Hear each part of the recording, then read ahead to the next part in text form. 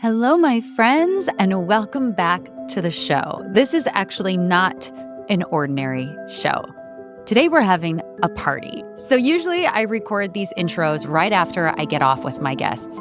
But today I'm recording this before because this is a holiday special featuring some of my very favorite podcast guests and some of my very favorite human beings.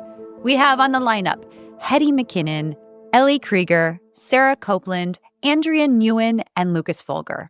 These are all acclaimed, award-winning food writers and recipe developers, and I'm going to include links in the show notes to all of my past episodes with these guests so that you can dive back in, learn all about them. If you haven't listened to those episodes, definitely do. And also check out my Mind, Body, Spirit Food newsletter this week because each guest has shared one of their favorite holiday recipes. I have no idea what's in store for us, but I can't wait. I hope this is fun for you. If you enjoy this holiday special, please share it with your people. It really goes a long way. You can post about it. You can rate it. You can also sign up for the Mind, Body, Spirit Food newsletter, as I mentioned. And if you become a paid subscriber, you make all of this magic happen. Couldn't happen without paid support. And as a paid subscriber, you get access to the full recipe archive where I send out weekly brand new recipes and dive into some of these topics deeper, exploring how cooking can bring us more joy, ease, and satisfaction in our lives. One last thing, if you're looking for more support this holiday season or as we head into January, you can also check out my one-on-one coaching and cooking sessions where I help my clients explore the blocks and challenges they have around cooking and eating. We tap into their intuition, we explore their unique digestion, and create meaningful shifts. So if that sounds of interest, definitely check that out. But without further ado, let's hop into this party.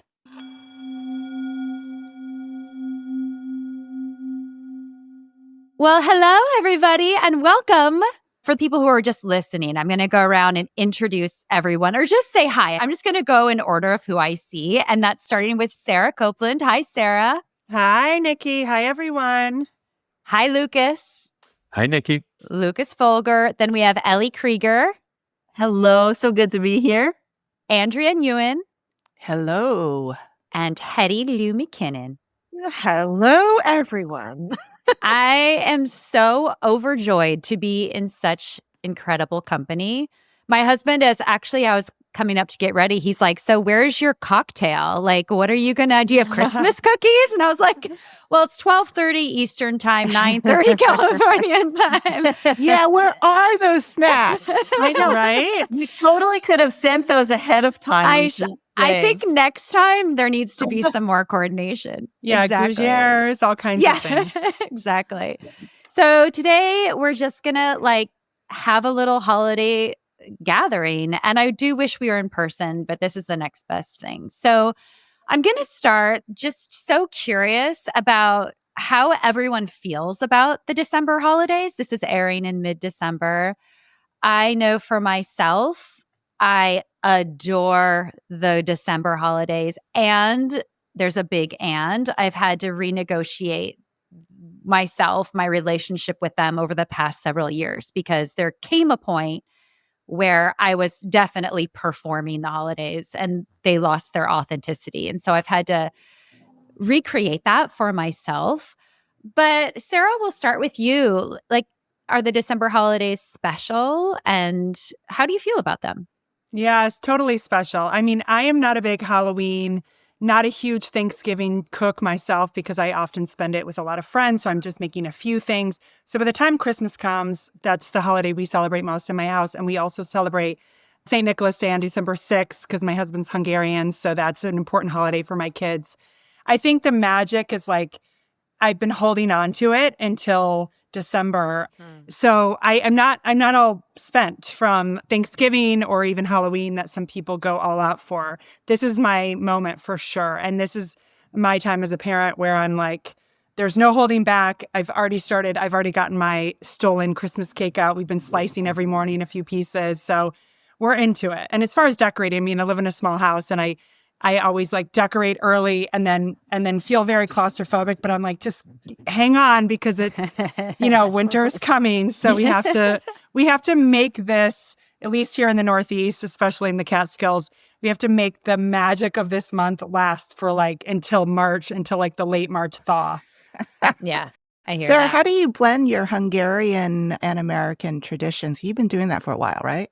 Yeah, that's such a good question, Andrea. I think little by little, year by year, I lean more Hungarian because my kids are already getting all the Christmas and even Hanukkah from all their friends and surroundings. But I think I put more emphasis now on, I do more Hungarian Christmas cookies. We do a bagli, which is a Hungarian yeasted and stuffed bread that's filled with poppy seeds or ground walnuts and lemon zest. And then, also putting out the shoes on December 6th and all of those little traditions. In Hungary, one of the things that I love is that they actually hang the candies on the tree. And so if a friend comes to your house, there's these beautiful wrapped candies. And that's sort of your offering. Your home is always open. The door is always open during this season. And anyone who comes to your house can go to the tree and unwrap a little treat, like without even being invited. It's just a sweet tradition. So so I actually just adopted that one last year. So Where do you live now? What's your address? I wish you could come. I wish you could come. Dinner would be a lot more exciting, Andrea, if you were here. There's going to be a day. Andrea, what about you? Growing up in Vietnam before you moved to the States, did you celebrate Christmas? We did. My family's Catholic. And so I remember going to midnight mass in Saigon for the last time in December of 1974. Wow, so special. Yeah. Incredible. And I remember going to a very unusual Christmas party that one of my aunts took me to because she worked for the U.S. State Department. And so she got invited to this special thing. I don't recall exactly what it was, but I remember the smell of pine and chocolate and things that were so incredibly rare in a tropical, developing country that was trying to get itself out of war. And so when we came to the United States, we still tried to have midnight mass and a French tradition called réveillon, which is where you have the meal at midnight after you go to mass, and so that you're celebrating the next day. So my family has never gotten into celebrating on Christmas Day. We're almost like a Christmas Eve family. And over time, oh my goodness, my siblings and I have become lapsed Catholics. So we don't go to mass with my parents. My dad passed away a couple of years ago, a few days after Christmas, and we had celebrated his 90th birthday, and then he passed on the 30th of December. And so Christmas now has become not just Christmas, but also as a time for us to gather and celebrate his life. And we have what's called like a death anniversary celebration. And the dates move. My mom's kind of funny. She's, 90. She gets to do whatever she wants. And so she's like, all right, you all have your family stuff to do. And what I'm going to do is shift the dates so that everyone can be here, because what's important is for me to see all of you. And even though she complains that we call her and we come to visit her so much, I tell her, there's going to be a day when you're gone and we will not terrorize you anymore. And so, I mean, for those of you who are parents, I imagine you can relate more than I can. But, these are the times in life, this phase in life where I really appreciate my parents and my family in ways that I never did, even, 5-10 years ago. Andrea, it's so interesting because I grew up Catholic too, in a very different kind of in the Midwest, Illinois. And we didn't go to midnight mass, but for us, it's Christmas Eve is the sacred day as well. And as we're getting older, it's the same thing. It doesn't have to be on that day. The day can shift, but it is about the family and getting together with the family. That's the thing. That's the magic.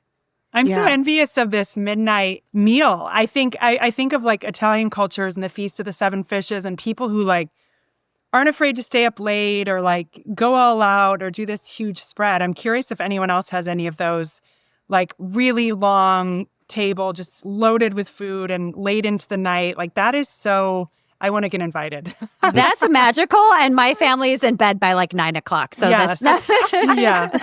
I just think there's something so peaceful. I mean, if you think about this as a season of peace and sort of reflection for a lot of people, there's something so peaceful about eating a meal with your intimates in the middle of the night. I mean, that is just the vision of that is so beautiful to me.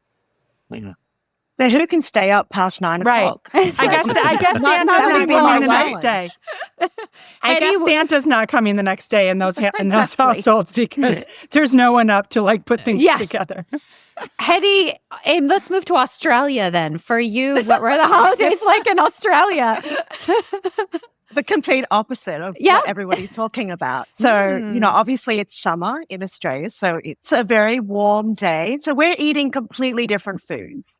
I mean, obviously I'm Chinese and I am not religious, but Christmas was a holiday that my dad was obsessed with.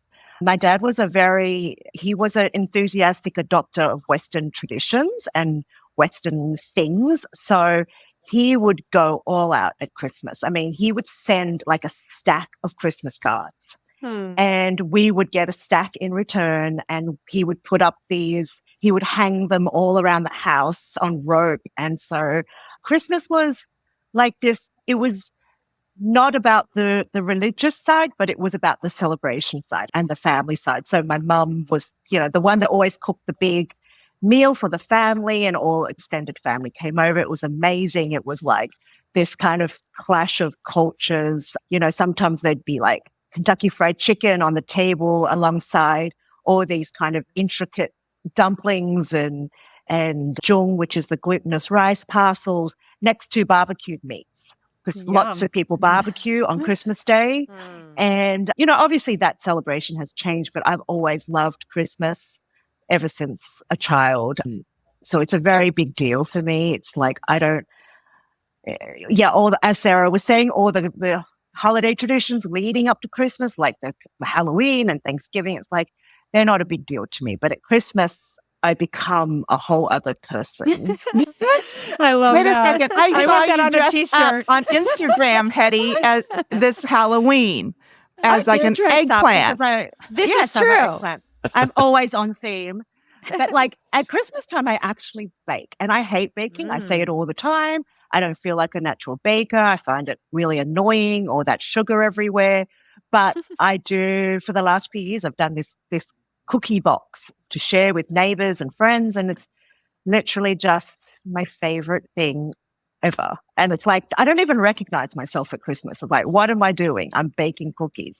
But yeah, I love it so much. I have these Christmas cookbooks that I love getting out that Christmas cookbook because it's so exciting to get into all that very traditional Northern Hemisphere feeling Christmas that I never had growing up. So yeah, and I love Christmas markets. Like when I lived in London in the 2000s, it was our favorite thing ever to go to, to Germany and Vienna and go to all these Christmas markets. And so most of our Christmas decorations like collected from around the world. So yeah, Amazing. I love It would be so Christmas. fun to dive into like separately into Christmas cookbooks because I just had this memory of like my mom getting out the Christmas cookie book that like only came out and it was like oily and splattered and like very thin. It had spiral pages and her whole cookie box came from that book. So that's so interesting. I'd be curious if other people have like a parent's cookie Christmas or like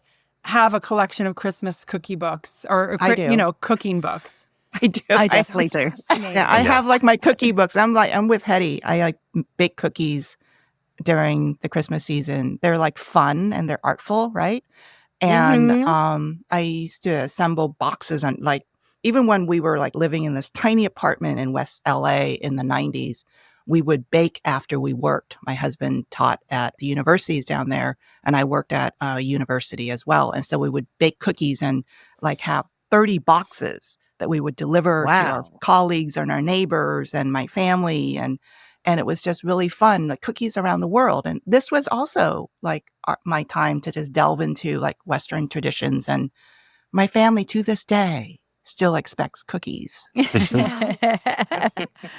I want to circle back to cookies, but I first want to direct this to you, Ellie, because you grew up Jewish, correct? So did your family celebrate Christmas or was it just Hanukkah? We only celebrated Hanukkah. And I actually have I really related to what you said about just the sense of having to perform around the holidays because I've had a very mixed sort of relationship with this holiday season. I love Hanukkah because it's just like chill.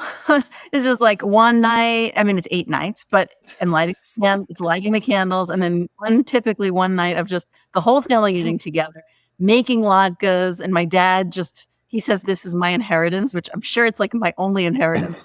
This latke recipe. It's a pretty good one.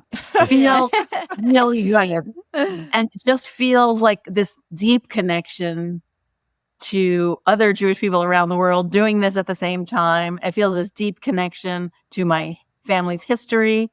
And there is no sense of performance, or as a kid, we would just get a little bit of money, like on the holiday, Hanukkah gelt. And it wasn't like about a lot of gifts and stuff. My husband's family is Catholic from the Midwest, and my daughter grew up celebrating both Hanukkah and Christmas. Mm-hmm. And I love just going to Michigan for Christmas because I never put up a tree or decorated my house because it just doesn't feel like me. But I would get to experience that in Michigan with my in-laws. And I loved it on so many levels. And I love New York at Christmas and the Christmas market and all that. I love the lights and the sort of energy of it all. But what I feel is this, sometimes I would feel around Christmas and around the Christmas holiday in particular. First of all, right after Thanksgiving, I was in a store like Pottery Barn or something, and Christmas music was on.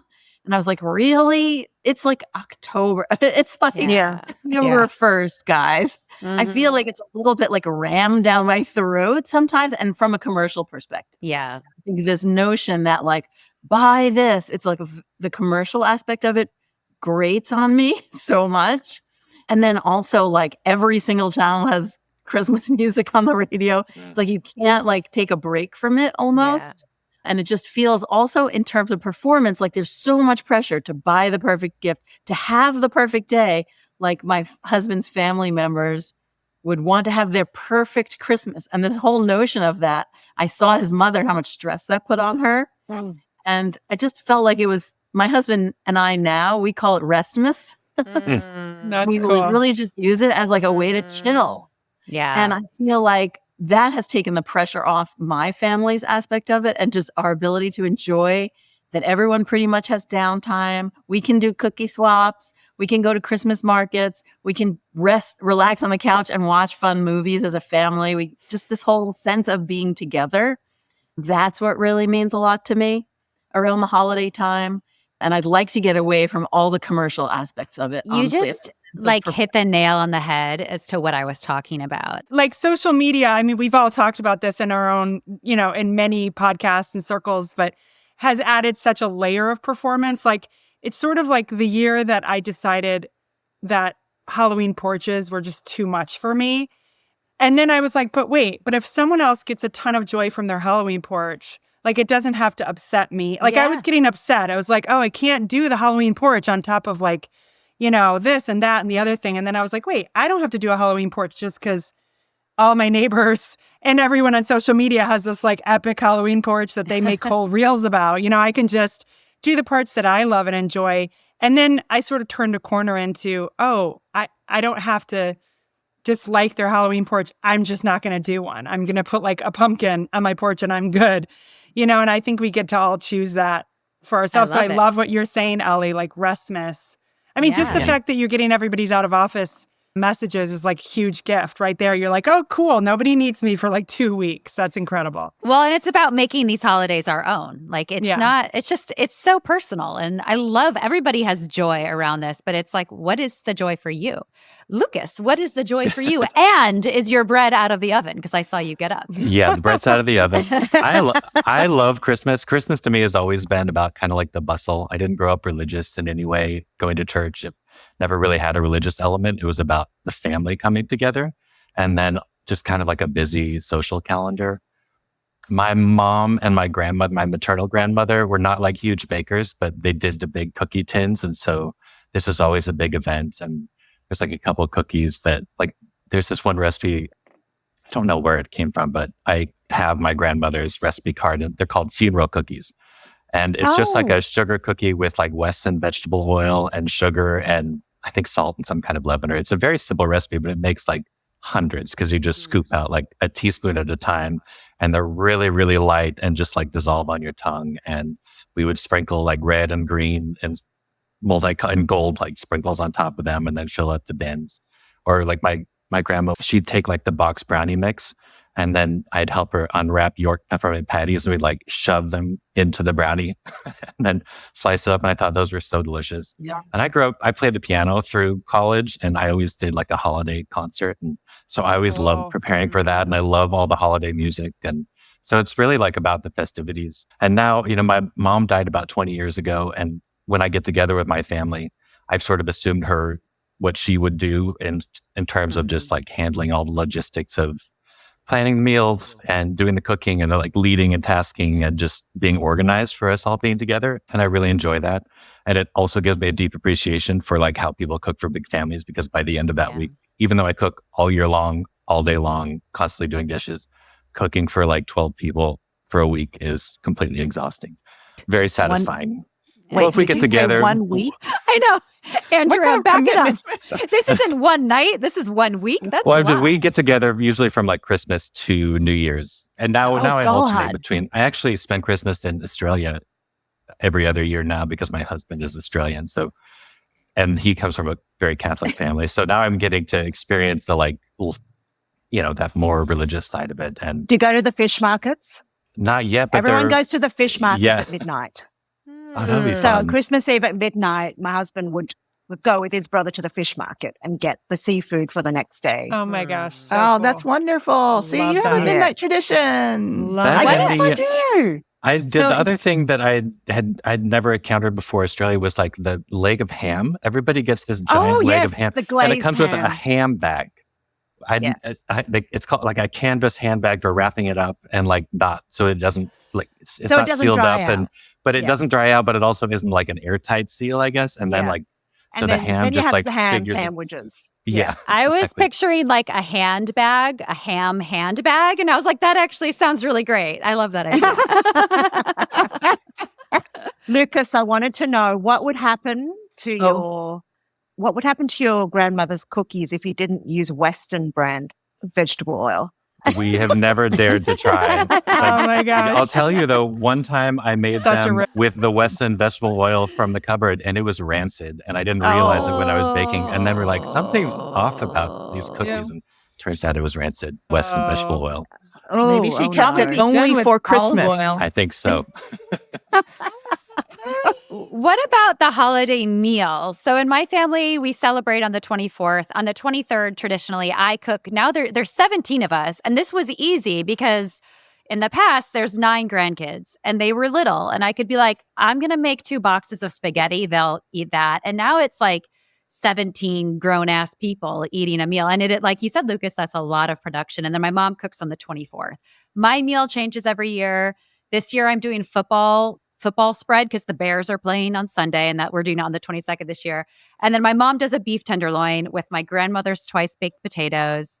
And the rest of the meal kind of changes, but those are like the horseradish sauce, twice baked potatoes. That's just my favorite. What about you guys? What about the holiday meal? Or is it maybe not just one meal? Maybe it's just like a little bit of a buffet. Like Sarah, I've seen you set up these like gorgeous cheese boards during the holiday and people kind of come and nibble on them. And that always seems so lovely to me. Well, I mean, with my family, that's very Midwestern. Lukas, Yeah. did you grow up in the Midwest? Yeah, in Idaho. It's very, Well, it's yeah. very Midwestern to go home for the whole week. I mean, we go home. My parents' anniversary, they were married on December 21st, and it's also the solstice. So we go home like the minute my kids get off school Yeah. until Christmas, and it's like all my siblings and grandkids and everything in my parents' smallish Midwestern house for like an entire week. So you can imagine, like, there's a lot of stuff going on, a lot of emotions. But we always do Christmas Eve. We go out for hibachi. My dad always took us for hibachi as kids. We have one excellent Japanese restaurant with very good sushi, very good, all their food. But then they have the hibachi side. It's like a sushi restaurant and hibachi side. And we were friendly with the owner, and he's just a wonderful, generous, lovely man. And it became our tradition to go there on Christmas Eve. So we arrive at 10 o'clock church service, like we all kind of smell like garlic and onions and like shrimp and hibachi steak. But it's a great meal that nobody has to cook. And then on Christmas Day, my sisters and I get up and we often are cooking from very early in the morning. And we kind of flip-flop. There were many years growing up where we had almost like a total repeat of Thanksgiving, like turkey, stuffing, mashed potatoes, sweet potatoes, cranberry relish, etc. And then my brother-in-law, it's sort of like in the sibling order. I have 2 older sisters. So some of their traditions kind of became more important to the family in general, because my brother-in-law grew up in the UK and he had always had like a prime rib and Yorkshire pudding. And that became just an important way for him, given that my husband's in Hungary and we celebrate with them all of our holidays we do in the summer with them. We always go to my parents for Christmas, and same, his parents are not religious or into Christmas. So my sister always comes for Christmas. So we sort of infuse the family meal with the things that make all the brother-in-laws feel welcome and a part of it. So it's become a sort of a mishmash of everyone's families at one table, which I love, because then it gradually shifted away from being a repeat of Thanksgiving to being like prime rib, Yorkshire pudding. My husband's vegetarian and my daughter, so we often do, or pescatarian now. So we'll often do, like one year I did, cracked crab, or we've tried different things. We always have shrimp cocktail, and then a lot of the traditional sides. And then my mom bakes excellent pies. And maybe every 3rd year I'll do like a beautiful bûche de Noël, and then I'll be like, okay, I'm good for a couple of years. Takes forever. The bush takes it out of you. Yeah, but the cheese boards you're talking about, Nikki, when I entertain here in the Hudson Valley, usually like New Year's Eve and New Year's Day, I do either a brunch or I do a very like cheese boardy, snacky dinner. And then we celebrate the Feast of the 12 Grapes tradition that came from Spain. Again, like adopting from friends we spent New Year's Eve with for 15 years when we lived in New York City. And then they moved, and then we moved to upstate and they moved to Michigan. But we still kept traditions that just felt like that's the one thing we have to do to make it feel like it's this day. Yeah. Lukas, we're going to stick on the Midwestern theme for a second. What is your holiday meal? Like, I know you're cooking a lot that week, but do you have one meal, or are you going for it the whole week? So this is always like the meaty time of the year for me, because I'm not a strict vegetarian. That's kind of like my default in my day-to-day eating. But it's like Christmas Eve is a big deal because there's like a prime rib. And then after dinner, there's always stingers. This is my grandfather's tradition. So I don't know if you know the cocktail is stinger, but it's like 2 parts brandy, 1 part creme de menthe, and then you shake it in that. And it's really cold. And it used to be that everybody just like choked one down. And then one year we were like, actually, this is kind of delicious. Maybe we should do this for New Year's as well. And we totally did. But I get most excited about the Christmas morning food. I love making the cinnamon rolls and like doing that the day before and baking them up in the morning. We always make a big breakfast casserole. I always incorporate like big fun salads and lots of fruit. And I think the Christmas morning is my favorite part. I like the sort of like lazier pace and like being able to kind of front load the prep the night before. I love that. I have a Midwest experience I would like to add to this. Let's do it. Being married for 27 years to a Midwesterner. So spending pretty much every Christmas experience I've ever had has been in Michigan for that week. Actually, I told my mother-in-law that all your sons should have married Jewish girls, so you didn't have to argue of who is with who on Christmas. Because it was good idea.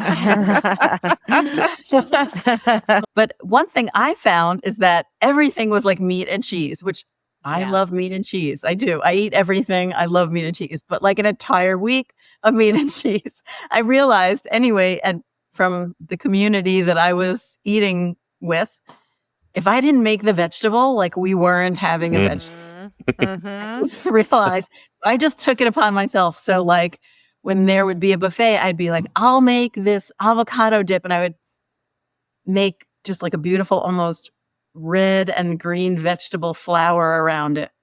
And I was like, not sure how it would go over because everyone seemed very meat and cheese and whipped creamy centric. But people devoured it. All the mayo It was really salads. eye-opening for me to see like, wow, people really, if you make the vegetable kind of special. I mean, I knew that. This is what I do. But like, it works, you know? And so I enjoyed that aspect of it. And then I would always make, and this is why I gave you, Nikki, my minestrone soup recipe, because every year I would make this like double or triple, like big pot, triple batch of this minestrone soup. And it's basically mostly vegetable based, but it has beans and pasta in it. And so people would be coming, we'd keep it on the stove on like a simmer, and people would come in pop in. There's a lot of visiting in Michigan. We don't really have this where I grew up in Queens. People didn't just pop in, like ring your doorbell. Startles me almost. You have to get a Google Calendar meet for that. Yeah. Even the word you use, visiting, like that is definitely the word my parents would use. Like, Nancy's coming for a visit, and then you'd sit in like the front room that nobody ever sits in year round. It's like that's where the Christmas Take tree the plastic off the sofa. Yeah, and that's like a visit. That's like the visiting room. That's Asian. It features heavily in Christmas, but no other time in our whole family calendar is that room like the star. Everyone loves the soup. I mean, and it was like such a way for me to add balance to the week and just everyone really enjoyed it. And it's so comforting and easy and family friendly and like loaded with vegetables. So I feel like for me, that's like my contribution. Okay, Hetty, we're going to switch to you because you're the queen of vegetables, but I just have to share on this topic of cheese and meat. We have on Christmas Eve when we celebrate, instead of doing lunch, at noon, we do a spread of appetizers made by my brothers. And the two most cherished appetizers in my family, which were made by my grandmother, one is, we call them cheesy rye toasts, and my brother Chris makes these, and it's mayonnaise, cheese, black olives, and scallions. You mix it, you put it on rye toast, and you bake it, and they're delicious and cheesy. It's like strangely delicious. And then the second is shrimp dip, and it's mayonnaise, cream cheese, ketchup, canned shrimp, and you blend it with potato chips, and it's delicious. And it's like literally everything I feel like on the table has mayonnaise and cheese in it. We have now balanced things out, but the cheese and meat situation is very real. And I'm hearing the canned shrimp factor. Listen, this is the best. So we did Christmas in Arizona 2 years ago, and my brother couldn't find the canned shrimp. And so I helped him. We used fresh shrimp that we cooked. Wow. And it was hands down the best shrimp dip that we've ever had. And last year I was like, so Chris, are you doing the fresh shrimp? And he's like, oh no, I found the canned shrimp again. And I was like, I'm out. You found the canned shrimp. I know. I don't even know where they sell this stuff, but it's delicious. But Hetty, let's lighten this up a little bit. Like, tell us the vegetables you make. My big Christmas vegetable is Brussels sprouts. I realized, like, I was sitting here listening to all of you speak, and I realized a lot of my Christmas, like, we had to really recalibrate Christmas when we moved here. In Australia, it'd be like some sort of barbecue with lots of salads and seafood from the fish markets. And that was Christmas Day. And usually a ham, actually. My husband would always do it, like a marmalade glazed ham. But like, we've had to kind of change the way we eat here because there's different vegetables available and the seasons are different. So I always have Brussels sprouts. And that was like, I really discovered Brussels sprouts when I lived in London. And we lived above Portobello Market, right above the vegetable market. And I just remember just all the Brussels sprouts on the stalk. It was kind of my first experience of Brussels sprouts. So a lot of my Christmas traditions, and particularly now living in the Northern Hemisphere, are from when we lived in London. So Brussels sprouts is a huge thing. I always have a potato dish, and I know it's like not not the light vegetable dish you're looking for, but I always do this potato gratin. I actually repeat that from Thanksgiving because it's like my kids' like favorite thing. It's a creamy vegan potato gratin that has no cream. That it leaves every single gratin for dead. And I will say that, and I will challenge anyone on that, because your creaminess comes from blitzed hazelnuts. And if Hetty, you all like hazelnuts. I'm literally making this tonight. I made the hazelnut milk last night. You made it already? I'm making it tonight. I can't wait. I'm is sold. Like mind blowing, because you've got this, the cream just doesn't sit there as cream. I don't like cream. Like, I'll just put that out there. But, the hazelnut is so nutty. It has so much flavor, so much depth. And so you're getting all of this that's been infused into these, thinly shaved potatoes. But anyway, we have that. But the big dish that we always do at Christmas is spatzel. And I've started doing that over the last few years. I've even got the spatzel maker now. It comes from when we left Australia in 2014, at the very end of 2014, and we traveled through Europe for 2 years. And at Christmas, we went to Munich, and at the Christmas markets, we had spatzel with pesto. And I have photos of my kids eating it. You know, we were outside all bundled up. And, you know, this was the kids' first time really experiencing colds. It was all these new experiences for us. And that spatzel with the pesto has stuck. So it's now what I make. It's kind of like my main Christmas dish. And I love it. I only make it once a year, and it's wonderful. But I got Louisa Weiss's, what's it called?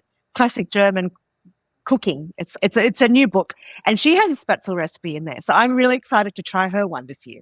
Yes, and Hetty has shared that recipe for the hazelnut potato gratin, which I mentioned I'm making tonight, which I'm so excited about. But so everyone who's listening, whose mouth is watering right now, you can absolutely make it for the holidays as well. What about you, Andrea? Do you do a big meal every year, and what is that? We do, and I'm in charge of it. And I've been in charge of it for like 20 years. And my mom and I cook together, and I'm like the only child of hers that she lets into the kitchen to cook with her. So it's a curse and a blessing, because she's always like, December 1st, so what are we having? I'm like, I don't know. I'm thinking about it. And it's always a combination of Western and Eastern things. And I try to bring vegetables. I sneak vegetables into our menus more and more. And, you know, Vietnamese food is traditionally very vegetable centric, but when there's a special celebration, people are like, meat it up. You know, you just don't have like a meat centric main, but you also like add meat to the salads, and then there's meat in soups. And my mother has to have a very intricate multi-course meal for special events. And so I've been trying to like kind of pare her back, and also my family's expectations over the years. So I try to do things like, I remember one year I learned how to forage chanterelle mushrooms in Santa Cruz, and I went out and got like a ton of them, and I brought them to my family, and they all looked at them. They're like, they're so pretty, but are they going to kill us? And, you know, it was like things like that I have to convince them, you know, and I love Hetty's, you know, appreciation of Brussels sprouts, because we grow them here in the Monterey Bay where I live. And so I cook with them quite a bit, and I brought them to my family one year, and I'm like, I got this way to prepare them, you know, and I would like sear them with coconut water, for example, or I would tumble them in brown butter. And I remember my family looking at me and going, you know, when we were first here in America at the refugee resettlement camps, we ate a lot of canned Brussels sprouts. Oh, and I know, Hetty, and they were so gassy and gross. And this is another instance of where I know that, you know, it's the holidays and they let me cook. I'm the youngest in the family, and I've always experimented on them since I was a kid. And so I'm like pushing the mushrooms that could maybe like kill them, having them eat gassy vegetables potentially. And I'm like having the last word. So nowadays, I mean, it's not so much of that, but, you know, we have a lot of persimmons where I live, and our neighbor has 2 persimmon trees that they just don't eat, and they let me pick these food persimmons. So I bring a ton to my family. I ship them to friends in faraway places, and then I make like a little lettuce wrap with them with nuts, and it can be vegan, or it can be, you know, or you can use regular fish sauce if you want to, but it's just like a nice, refreshing little salad. And it's something my family has never eaten, but over the years they have learned to trust me, and they're not going to die. You know, a little gas doesn't hurt anybody. I have an interesting question. Yeah, we're an Asian family. We're always talking about digestion issues. Well, no, I have a really interesting question, Andrea, because you brought up so many things that I'm like, oh my gosh, I want to know more. But, you know, 2 things. One, I love that it sounds like during your family meal, the actual meal, the food you're eating is a big topic of discussion. Whereas like in the Midwest, it's sort of like, at least in my family, we've been making the same things for so long. And as I said, it, you know, did get influence from my Hungarian half of the family and the British part of my sister's family. And, you know, my brother's married to a Polish American, but like very Polish, deep Chicago family. So all those things have been added in, but we're not as much talking about the food because it's predictable. And I love that it sounds like your family is like digging into like, let's talk about this and how'd you make this? And like, that's main part of the conversation, which is kind of interesting and cool. Yeah, no, I always have to present something new to them. I'm like, this is what you're eating. You know, my Right. dad, when he was around, he would always have me like type up the menu and he would handwrite a little menu, or Very he cool. would like, because he was very tech curious, he would go on Photoshop and do strange things and make a Oh. little my menu and put it on. God, And that's my mother would amazing. set the table with, you know, these little embroidered Christmas linens that she would like iron and all that perfectly. But, you know, we would have certain traditional things because Sarah, you know, I can't like really like prevent them from eating things they love. So Right. there would be like, I would have my mom and dad peel chestnuts, which they did like in Love. huge quantities. That's amazing. And there was like my mom's chestnut stuffing with sticky rice. I make sticky rice too. Yeah, see, I was going to say, Hetty, you know, where is your sticky rice? Yes, You must have it. But why has the sticky rice become a celebration? Because I make it usually at Thanksgiving and at Christmas now. Yes. And I wonder why, because I've heard of this. A lot of Asian families make sticky rice. Because, I mean, where are we going to get that bread? I mean, even though Vietnamese food, we have banh mi, but that bread is like mushy Wonder Bread. It's not going to hold up texturally to like anything that's really baked. And we don't know anything about cornbread. And so we have sticky rice and it goes so well with, you know, shiitake mushrooms. We've added cognac to it over the years, chestnuts. My mom adds a little dry thyme. It's so good. And it gets this little crispy crust on top. We roasted goose good. turkey. That sounds so much better than bread pudding to me. Yeah. Like a bread-based stuffing. Yeah. So I cook for my family on the 23rd typically, and then my mom cooks on the 24th, but I help her. But that was always my time. I started doing this after I went to culinary school in 2005, and that was my time to push the envelope on what my family eats. My oldest brother and his wife are incredibly experimental and they love to cook. And so they're always in the kitchen with me, like asking those questions. And I've cooked just like seared duck and we did bosom. Every year was this massively different menu up until a couple of years ago, once the kids were getting older, and I spent 2 days doing this beef braise, and it was a new recipe, and went to try it on the 23rd, and the beef was like a rock, and the sauce was thin and flavorless, and I tried to fix it, and it was the only meal of my life I completely threw away. And I ran out to the grocery store with my husband. Everyone was at our house. James and I ran out, and we got salmon, we got a bunch of veggies, and we got chicken, and I threw together tacos. We just made tacos. And it ended up being the most fun holiday dinner we've had. Everyone was helping. The tacos were interactive. It wasn't fussy. And since then, and especially since the kids are older now, I have just pared it down to make it more casual and fun. But I'm curious if there has been other failures. And I don't like the word failure because, of course, that taught me something about what I was trying to do with my family and to like, just loosen up and let's make it more casual. That was a win. But have anybody else had any meals that just didn't turn out the way you were expecting? Oh, yeah.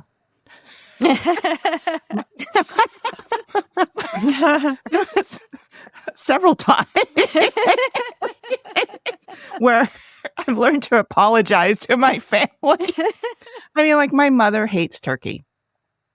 And she tried it when we first arrived to America because she thought I've got to be American and there are all these turkey sales and she would buy them. And she would buy like the inexpensive birds in the 1970s. And so, you know, I remember like trying to serve turkey like, once again and bringing it back to the table because I thought, hey, you know, it's like really great. And she was just like, it's okay. And, you know, it's good. And she wants to encourage me as a cook, but there's always this line of damning with faint praise from her voice. It's like, it was more than I expected. And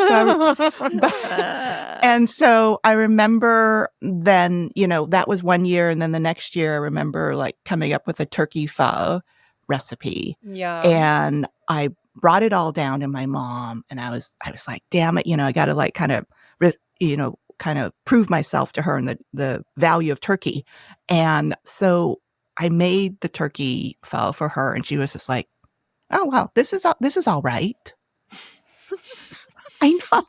Parents. I do think there's something about if you were, a lot of us went to culinary school or have made our career out of this for many, many years. There's like a little bit of pressure and there's like a sense of anticipation that everyone's going to buy in. Like for me, it was the year that I shipped like king crab legs home. And I'm Wow. like, this is it. Like I've always wanted to do the Feast of the Seven Fishes or 12. Oh my gosh. Is it 7? 7. Is it 7? We're not Italian. There's not an Italian ounce of For blood our in sake, my... it's 7. For your Right. sake, it's 7. Thank you, There's Hetty. as many fishes as you want. I've wanted to do this meal for so long, but like we're not Italian. There's not an Italian family member, like nothing. And my half my family's pescatarian, so I'm like pushing the seafood angle.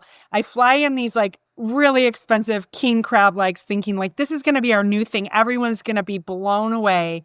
Everyone's going to love it. And they're just going to be like delighted, And it's the same thing like right after culinary school, when I made my first Thanksgiving, everyone was like, oh my gosh, that's the best Thanksgiving we've ever had. And from now on, Mom cooks. And I'm like, what is that? Like, so there's this need to like get everyone to kind of buy into because you're so excited about it. And then the next year when we're deciding what's the main event, like what's the main protein, and I'm like, should we do the crab legs again? Or, everyone's like, no. So it's like, you're sort of trying to introduce new ideas from your little pocket of your smaller family. And it's kind of interesting how it plays out. Last year, I actually made a chart and I was like, okay, here's the meals we've done in the past and everyone vote. And my dad's like, no, this is too emotional. This is too emotional.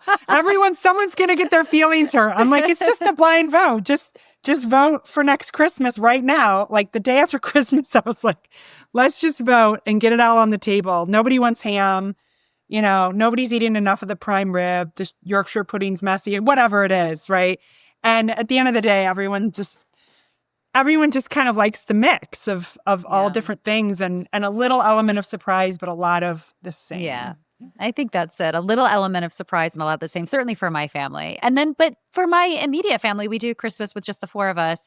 And that's when I get to do whatever I want. And it's different every year. And it's fun and it's experimental and the kids help. And of course, I get to do all of the vegetables and all of that.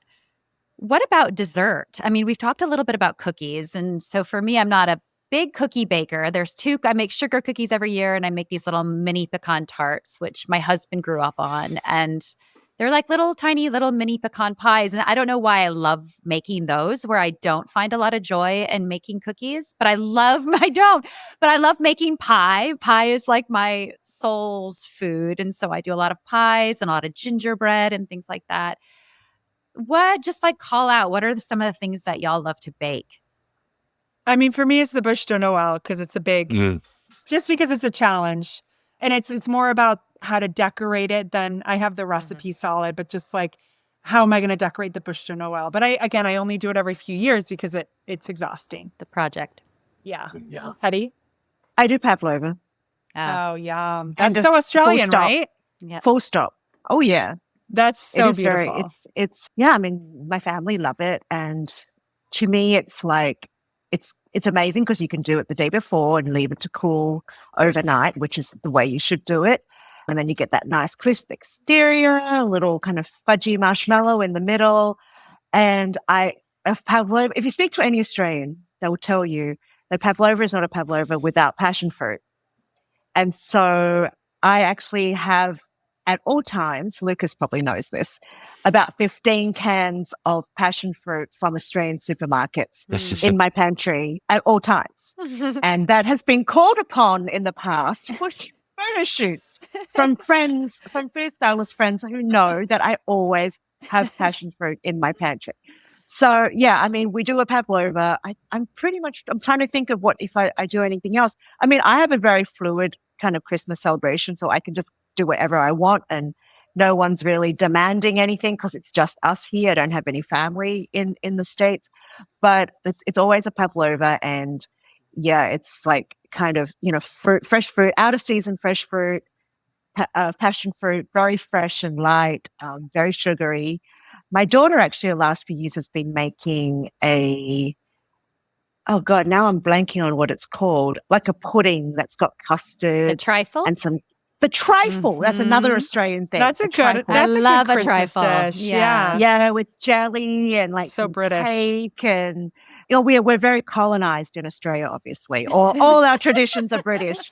Yeah, so that's something else we do. But yeah, our desserts are like really light at Christmas, which is really nice. Actually, I think you've just inspired me. I have a glass trifle dish, Hetty, that I've literally never used, and I think this might be the year. My This might be the year. favorite Christmas dessert of all time is a recipe I'll share just because you're inspiring me to share this. I'll share this with this newsletter. It's a gingerbread trifle. So it's cubes of gingerbread with a vanilla custard. And then you take a chocolate toffee, like any kind of store-bought chocolate toffee, and you chop that up. And so you get like these little hints of surprise of crunch and whipped cream. I might make this. This sounds you can amazing. make it ahead. I mean, that's what I love about a trifle too, because you want to make it the day before at least. It gets better with time. So I think I'm going to be inspired by Andrea and Hetty. But Andrea, you're going to have to ship me some persimmons. I'm going to make a persimmon pavlova. Wouldn't that be good? Like a really fleshy. I've done that before. What kind It's of really persimmon good. do you want? Hachia or fuyu? Because I have access Fuyu, to right? both. Aren't those the more like the Softer. No, the Yeah. fuyu are the crunchy ones. Oh, okay. And the Switch hachia are the gelatinous Hachia. ones. I like the gelatinous. Like I could just munch them. They're so, and that does feel very Christmassy to me, though I don't know why, because I grew up in Northern Illinois and I'm living in Northern New York. So it's cold. I've always loved the taste of persimmons so much. And it feels Christmassy. I think it is. They look There's like something- ornaments.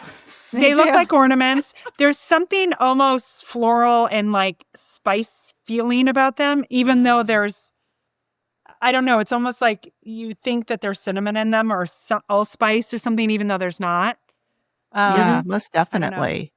We make the bûche de Noël, and we haven't done it in a while, but we used to also, my parents did this, and maybe that's why I made cookies to give to people.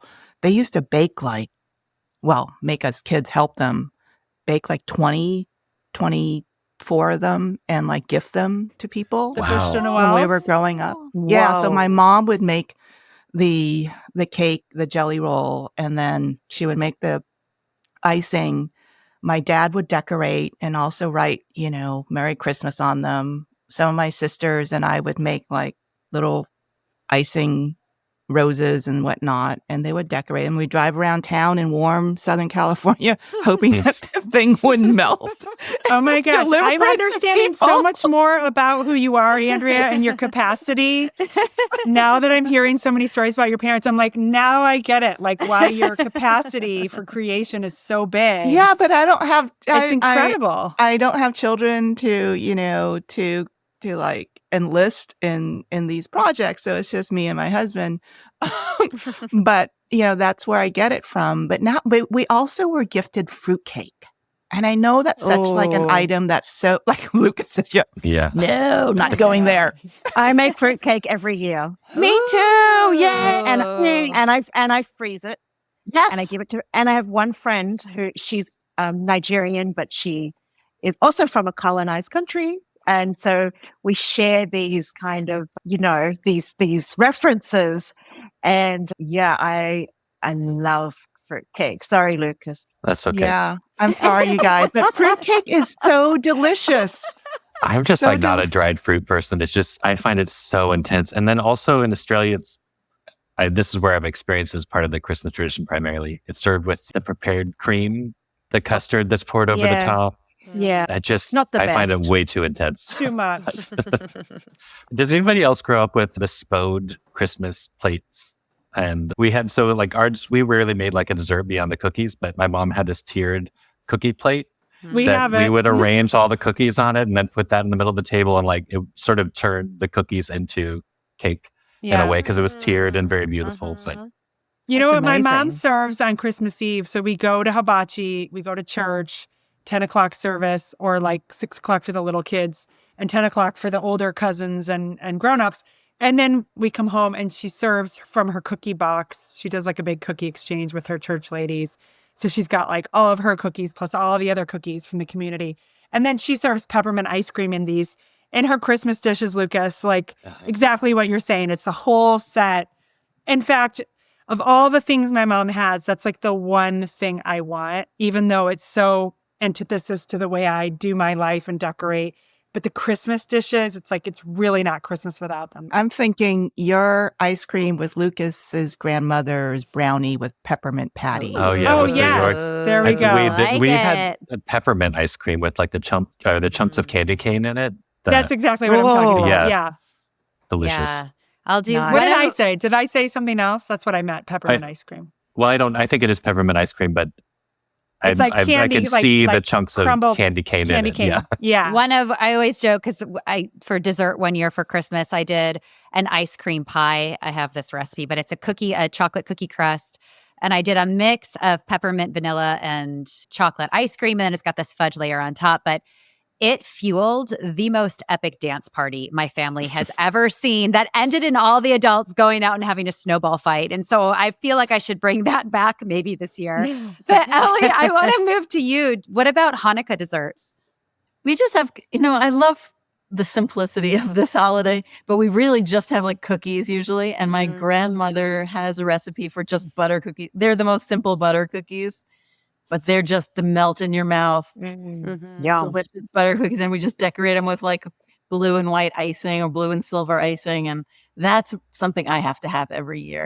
And I don't usually make them actually. Someone else in my family makes them, or usually my cousin makes them or something, but they're what feel like the holiday to me. Love those. I'm a total cookie monster. Love cookies. I love that. Ellie, do people expect you to bring like healthy things at these types of gatherings? Is that and do you see it as an opportunity to kind of like not have to follow like more nutritionally oriented recipes? Well, so I think in a way they do. And I really like filling out that end of things, like I mentioned with the vegetables. And I like doing it in a really festive way. So I do enjoy that. But I also tend to sort of fly in the face of what people expect from me in general, because I just want to do my own thing. So it sort of depends what I'm in the mood for. Sometimes I'll bring something that defies their expectations in terms of if this is better for you or not. And sometimes I'll bring some beautiful vegetable platter or cool, like grated vegetable bake kind of thing that is great with latkes. It's nice to balance because you're eating a bunch of just like fried potatoes. And I like to find the balance just in general because it just highlights the glory of those fried potatoes anyway. So yeah, I think people do expect that. And I enjoy that. I enjoy being the person who enlightens people as to the festive nature of like food that's also good for you. Well, like you said, it provides that balance.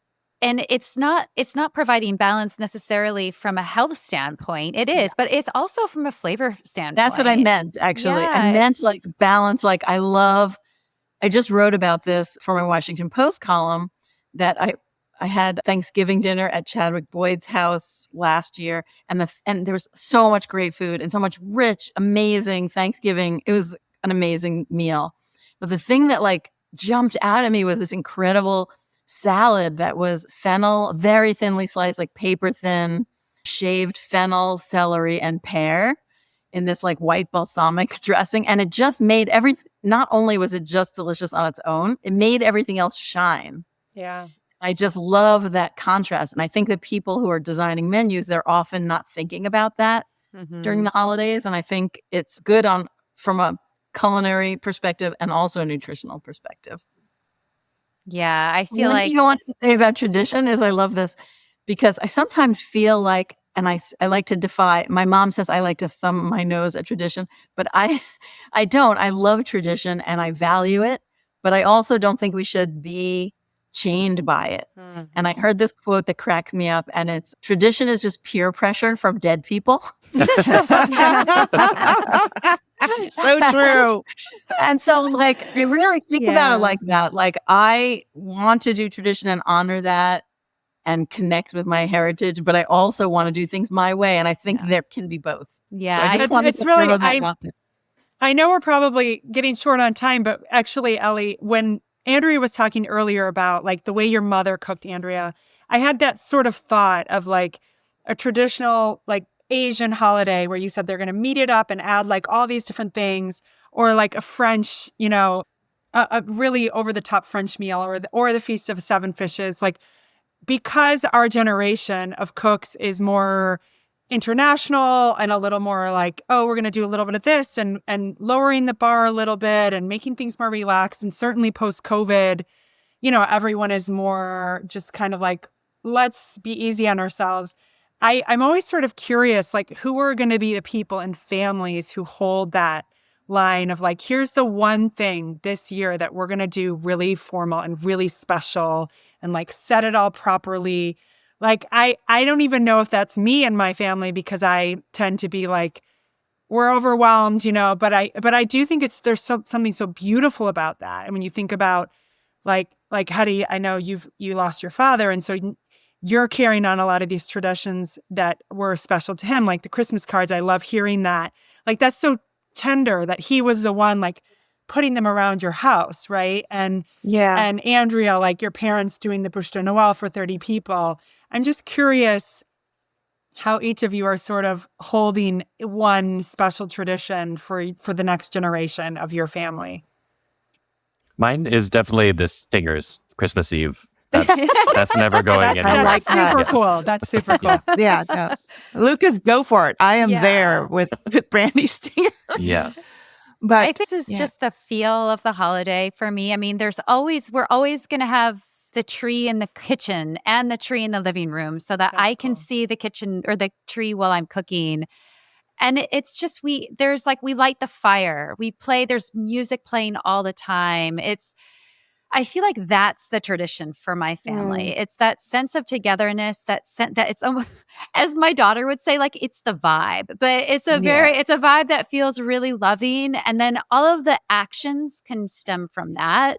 And I think the girls will carry on with things we do every year, but I also don't want to hold them to anything. Like, I also just want them to carry that with them. That might be a little esoteric, but that's where I'm at. Yeah, I have to agree with that. I mean, I'm into Ellie's point about, breaking tradition. I'm all about breaking tradition. Mm-hmm. I'm just like, I can kind of do what I want. I mean, just the fact that I live here, with my family and the rest of my family's far away, like, we're just doing our own things. So I think it's definitely like conveying that this time of year is special to spend with your family and to cook and to cook freely. Yeah. I think people in our jobs, we're often cooking for social media or, oh, quick, we have to make a video. Every time you cook something, you're like, should I put my phone there just in case this is a good recipe and this could be a reel? And it's like during the holidays, that all goes out the window and you can just cook and you can meander in the kitchen and you can have fun and you can just do whatever you want. And it's just for me, it's an incredibly freeing time to just cook for your family and to do whatever. And I love that just, as you said, Nikki, that feeling of togetherness and that feeling of just feasting. I love this idea of just making too much food and having a heap of leftovers to kind of pick on over the ensuing days. That for me was always one of my greatest things that I loved about Christmas, because my dad would, apart from all the other things that my mum made, he would have a barbecue and there'd be all the grilled meat. This is obviously when I still ate meat when I was young. And there would be just bits of barbecued meat all over this huge dining table, which they would extend for Christmas. And I just loved walking through and just picking up something to eat. And the leftovers were so good. And I'd say I love just cooking too much just for the sake of it, just because you can. Mm-hmm. Yeah, no, I think that for us, it's kind of funny because Christmas then, it's that's dressing, that sticky rice dressing is it's a favorite no matter what bird we stuff or eat. And my mom used to just make that stuffing. She would put it in any, bird that she wanted. Most times it was beautiful chicken, in which she would sew it up with red thread because she's a tailor. Wow. Oh, wow. And so she would bring it out. We would all look for the little red thread.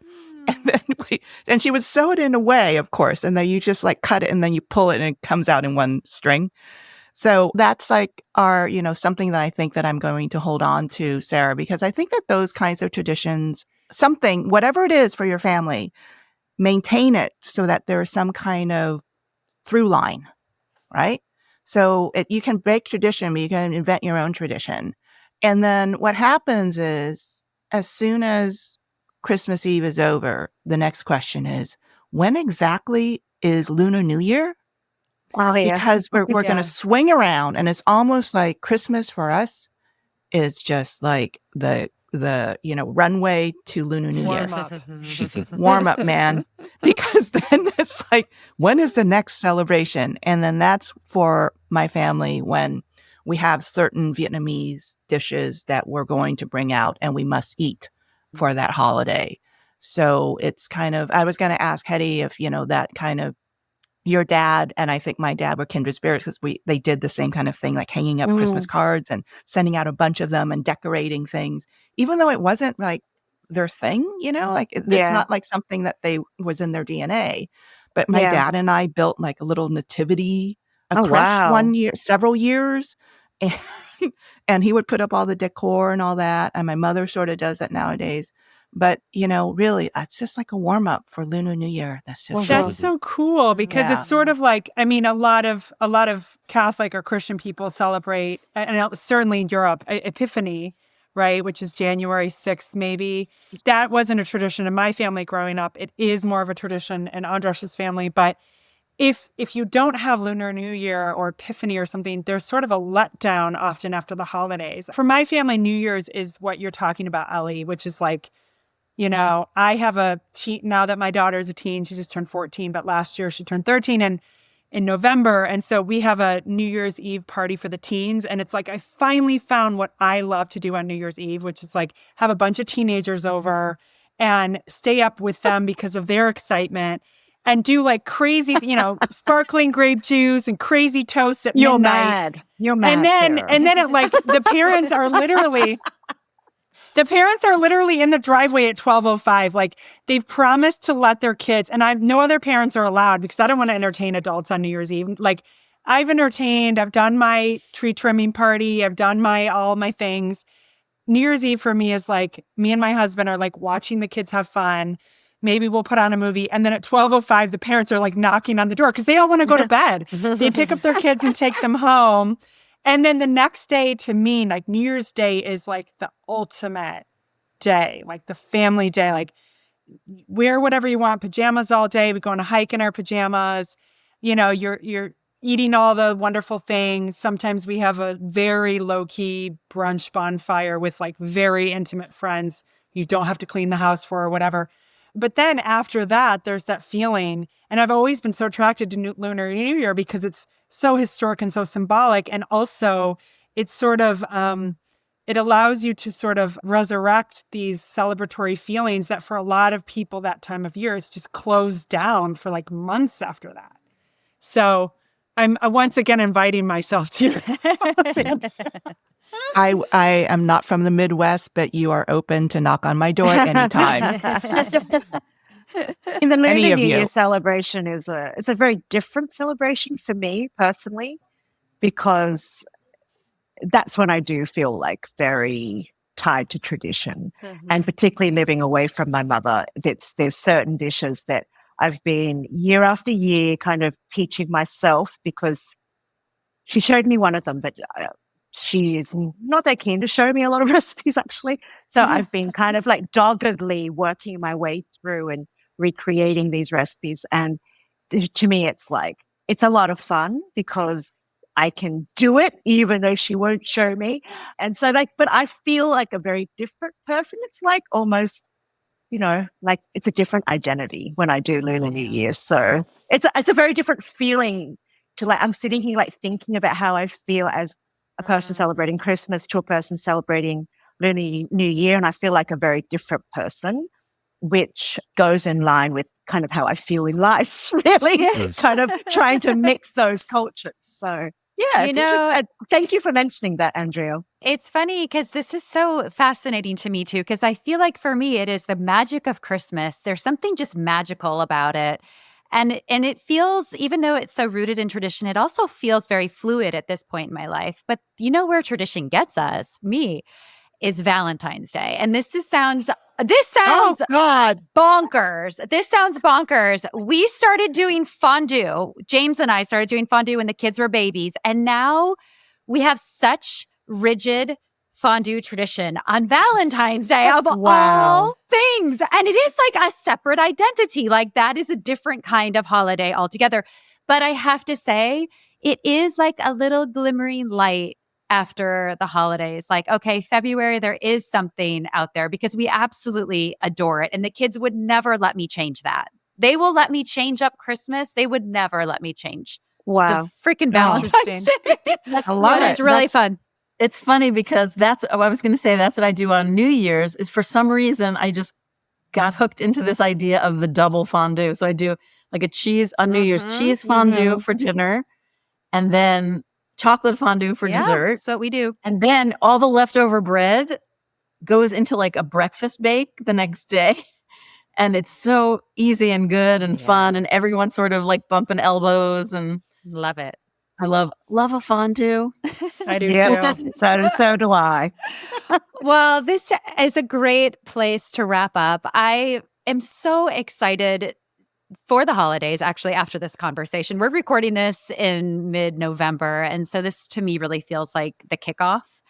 And I want to say thank you, Sarah, Lukas, Ellie, Andrea, Hetty. It is such an honor to learn about your families, your traditions, to get inspired. I think all of our listeners are going to walk away with at least one thing they're going to have to try after listening to this conversation.